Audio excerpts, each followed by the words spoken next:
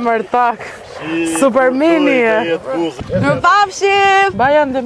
Ciao. Është një atrakcion super, edhe kam përshtypjen që nuk është bërë mjaftueshëm reklam se sa bukur është këtu. Jam shumë dakord me ty edhe më vjen shumë keq që nuk kam qenë më përpara këtu. Po ndjem fajtore tani, po e shoj jashtëzakonisht shumë. Përshëndetje dhe mirë se keni ardhur në episodin e 2 të kanalit tim të YouTube-it. Këtë herë me një të ftuar shumë speciale që nuk ka nevojë për prezantim se ka bërë buj jo në Elbasan, po në gjithë Shqipërinë, kështu që po e le të prezantohet vetë.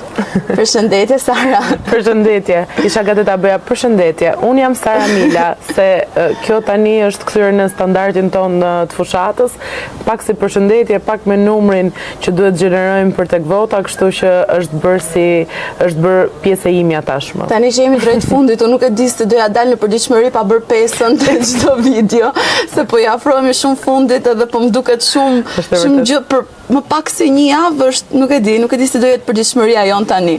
Po unë doja të flisja pak për përditshmërinë tënde, si është përditshmëria e Sarës jashtë fushate? Në fakt është tërësisht ndryshe. Edhe kam përshtypjen që të gjithë njerëzit që na ndjekin edhe nëpërmjet rrjeteve sociale kuptojnë dhe dinë më shumë për mua, duhet ta marrin me mend se gjithë ky vrapi i fushatës nuk ka qenë fakt standardi im përpara se ta nisja. Një pjesë e mirë e njerëzve e dinë që më përpara unë nuk jam marrë me politikë, nuk kam qenë pjesë e strukturave të partisë, kështu që jeta ime ka qenë shumë e thjeshtë, ka qenë jo kaq e zhurmshme, jo kaq e bujshme dhe shumë njerëz nuk më njihnin. Që do thotë kam bërë një jetë si gjithë bashkëmoshatarët e mi, nëpërmjet punës, familjes, pak më shumë familjes, duke qenë se unë jam dhe mami, kështu që 2 vitet e fundit, që kur kam lindur edhe vajzën, jeta ime rrotullohet shumë rreth punës dhe shtëpisë, dhe më pak kohë për pasionet e mia dhe më pak kohë për veten time.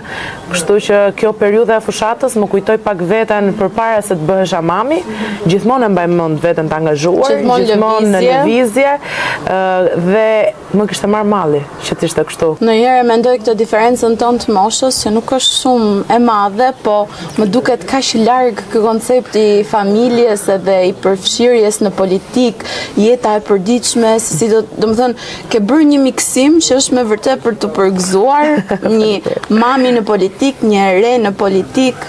Si është kjo gjëja? Si të bën ty të ndihesh? Të ka ndryshuar jeta? Është e tmerrshme. Gjithë përgjigjen këtë periudhë. Është e tmerrshme.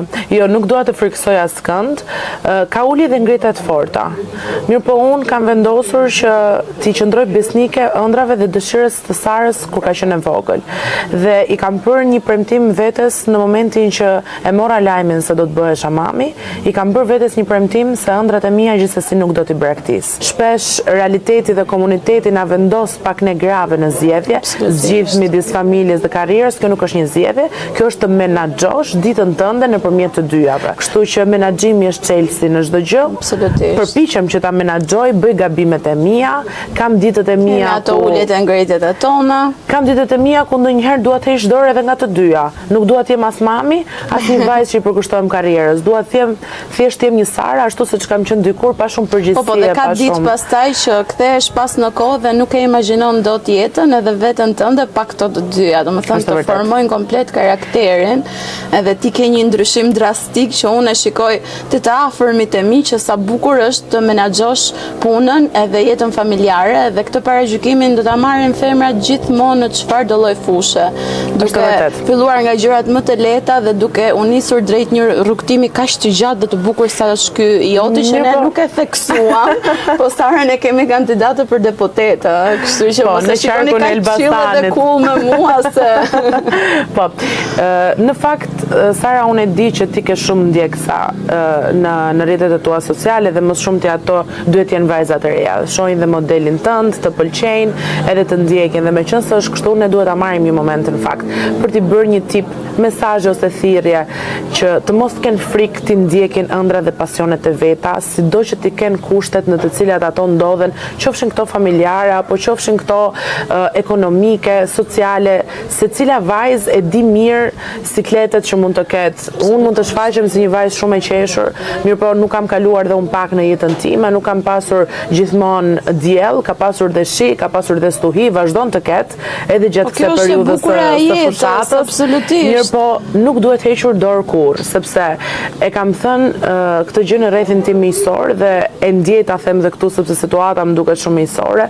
E kemi në dorë, sidomos ne vajzat, të bëjmë atë që amerikanët e thonë breaking the cycle. Ne duhet ta Kështu që për gjitha ato që na ndjekin dhe janë duke thënë si t'ja bëj, se kam ngecur në një udhkryq, bëj atë që do zemra jote të bëj. Është kaq e thjeshtë. Jam shumë dakord me ty dhe ndoshta nuk ta kam thënë kur kaq haptazi, po mbështetja kryesore që kam ndjerë për ta bërë ndaj teje është për faktin që je shumë e këmbë në tokë, je shumë person pozitiv, je shumë person që i gjendesh pranë njerëzve dhe në ditët e sotme këtë sa vjen e shikoj më pak. Unë e shikoj dhe te profilizimi im që nuk ka lidhje fare me politikën edhe me situatën tënde, që njerëzit përpiqen vazhdimisht të tregojnë diçka që nuk janë. Dhe nuk e kuptojnë që e bukura dhe këtyre për ndjeksat që ti the, është fakti që ti je vetvetja. Në momentin që ndalon si qenë i vetvetja, mbështetja ikën, çdo gjë ikën dhe ti humb veten, dhe nëse ti humb veten, nuk ka asnjë gjë në këtë jetë që mund ta zëvendësoj atë. Edhe jam shumë e lumtur për këtë mesazhin që dhe shpresoj shumë që të gjitha gocat e reja që po na ndjekin, të ndjekin ëndra deri në fund, se nuk e dihet kurrë çfarë sjellë nesër. Patjetër. Sa është minutazhi? S'duhet ta perfekt fare, tani kalojmë të mbyllja. Doja të bëja pyetjen $1.000, pse Elbasani? Ajo që ka qenë më shumë se mjaftueshëm është një thirrje e brendshme, duke parë pak situatën me kryeqytetin, 20 minuta, 25 minuta largësi apo distancë me makinë, ndihet në fakt shumë më larg në mendësi. Dhe nuk e kam përjetuar asnjëherë si vajzë e re Tiranën së shtëpinë time, kam ndjerë se kur diçka duhet të ndryshoja aty ku kisha shpirtin, dhe kjo ka qenë arsyeja kryesore, po për dhënë edhe një mesazh në fakt për gjithë tjerët. Unë jam një vajzë që nuk e kam braktisur vendin, nuk jam larguar nga Shqipëria, edhe atëherë kur në fakt presioni i shoqërisë është shumë i madh për të larguar e për gjetur ndoshta mundësi të tjera jashtë vendit, nuk e kam bërë atëherë dhe nuk do ta bëja as sot, përkundrazi sot kam vendosur të rikthehem aty tek rrënjët dhe të bëj diçka për vendin që un kam kujtimet më të mira të fëmijërisë. Unë dua që ky Elbasani që un kam në kokë të jetë i jetueshëm për çdo të ri dhe të re të këtij vendi. Dhe si që nisëm në fillim me bujën e madhe që Sara ka bërë në Elbasan, se ne Sarat për Elbasanin jemi kështu pika e dobët. A ke një mesazh apo një koment për të gjithë zërat që qarkullojnë për ty? Kam një koment shumë të thjesht, nuk jam njeri shumë i komenteve, se në jetën time më shumë kam qenë njeri i veprave se sa i fjalëve. Megjithatë, ata që më njohin shumë mirë, ndërsa ata që nuk më njohin, patjetër do ta kenë mundësinë që të më njohin. E mbyllë shumë bukur edhe shumë faleminderit që ndat këto minutat me ne. Shpresoj shumë që t'ju ketë pëlqyer. T'ju kenë pëlqyer Sarat, edhe për mua është double X, bën një zemër kështu si duhet. O ti je kështu, je Gen Z, okay. E kam pak problem këtë pjesën. Po shumë faleminderit që na ndoqët, shumë faleminderit që ishe këtu me mua dhe suksese, se vetëm një javë na ndan. Sara. Forca. Faleminderit. Temprojnë të të mos jem, i themi mëngjes, ti themi mëngjes, zemra më dërgoj të përshëndes, i themi mëngjes, ti themi mëngjes, jenë të ti më shumë tua të pres, a tua gjo të kemë ka këzim, ka këzim.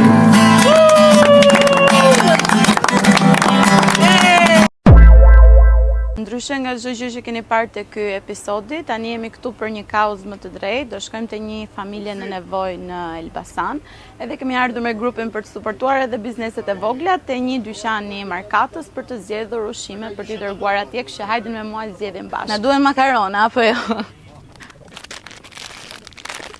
Kalojmë te sektori im i preferuar, te bulmeti. Më duket se kur po bëj pazaret e shtëpisë time, po me një buxhet që kemi në dispozicion jam e lirë të zgjedh çfarë të dua. Tash kaluam te sektori i pastërtisë, që për mua është marrë historikisht mami, sikur kam jetu me mamin, sikur kam jetu vetëm, edhe nuk e di çfarë të marr, po di që kjo duhet. Që duhet tjetër? Unë s'marrë vesh me vërtet. Shqyqyr që ka marrë grupin e vetës se ju dyqese po shifni këtu, po janë dhe një 7 tjera aty brenda për të marrë. Kjo është lagja ime vjetër. Vërtet? Këtu ka qenë? Ai pallati aty mbrapa ku parku. Bashkë me Sarën, ne kemi vendosur që të ndihmojmë një nga familjet që në fakt shumë rastësisht e kemi zbuluar që nuk ndodhet as në gjendje të mirë ekonomike, por më së shumti as në gjendje shumë të mirë psikosociale. Neve kemi referuar rastin në gjithë instancat kompetente dhe tashmë do të merren të gjitha organet shtetërore që në fakt i vinë në ndihmë institucionalisht familjes, mirë po ne bëm diçka shumë të vogël nga ana jon më tepër për të inkurajuar dhe ata që po na ndjekin dhe po na shohin që raste të tilla që i kanë lagjet e tyre, që i din dhe i njohin, që janë familje të cilët kanë mungesa të theksuara, qoftë ekonomike, por ndonjëherë jo vetëm ekonomike, sepse kur ti nuk je mirë ekonomikisht, ndodh shumë herë që nuk je mirë as nga ana psikologjike, as nga ana emocionale, dhe ka realisht vende të cilat mund t'i ndihmojnë dhe mund t'i vinë në ndihmë familjeve të tilla, mjaft që të identifikohen. Kështu që edhe nëse ju keni raste të ngjashme, platformën e Sarës mund ta përdorni gjithmonë për kauza të tilla.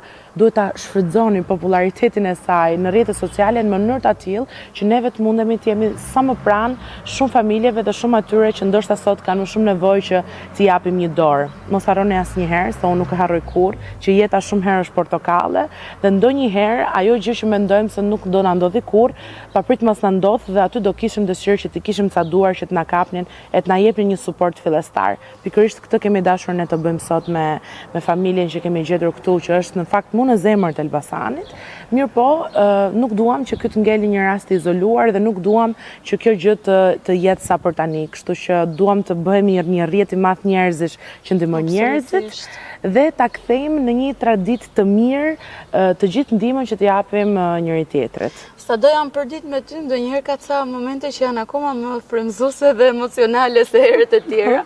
Edhe sot ishte një e tillë, që ndihuni të lirë të më shkruani në çfarë do lloj platforme, në YouTube, në Instagram, në TikTok, do ju lej dhe një numër kontakti ku të doni ju, edhe të përpiqemi të ndihmojmë sa më shumë.